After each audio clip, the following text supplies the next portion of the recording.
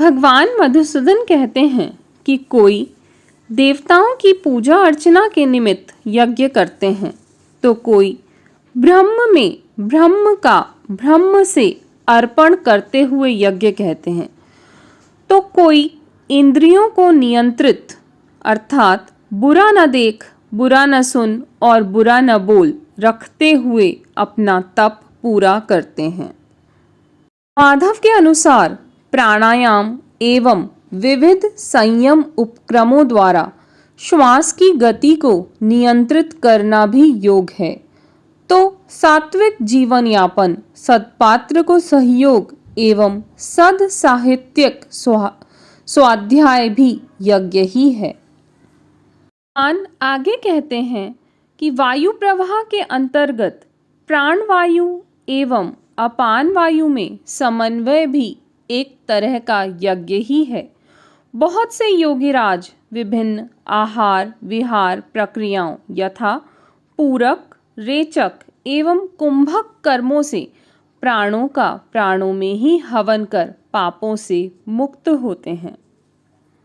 भगवान श्री कृष्ण कहते हैं कि ऐसे विभिन्न यज्ञ कर्म करने के पश्चात अमृतमय भोजन को ग्रहण करने वाले ही पंचभूतों में मिलने के साथ ही परमात्मा में विलीन होते हैं।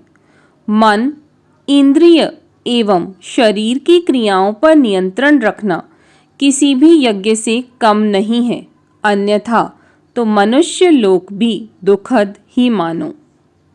गोविंद आगे कहते हैं कि हे अर्जुन, इस चराचर जगत में विविध प्रकार की यज्ञ सामग्रियों से किए जाने वाले यज्ञ के मुकाबले ज्ञान यज्ञ सर्वश्रेष्ठ होता है।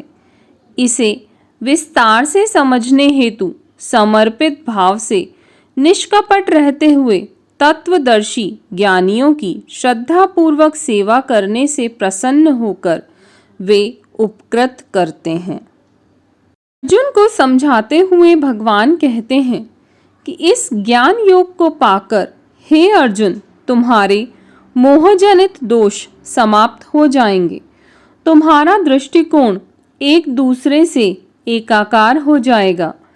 इस ज्ञान यज्ञ के योगियों को किसी प्रकार का पाप ही नहीं लगता। माधव कहते हैं कि हे अर्जुन, ज्ञान योग की समुचित व्यवस्था उस अग्नि के समान ही जानो जिसमें जैसे ईंधन भस्म होता रहता है, वैसे ही ज्ञान योग में मनुष्य के कर्मों की स्थिति बनती है। निश्चल कर्म योग की साधना से ही ज्ञान योग पूरा होता हुआ जानना चाहिए।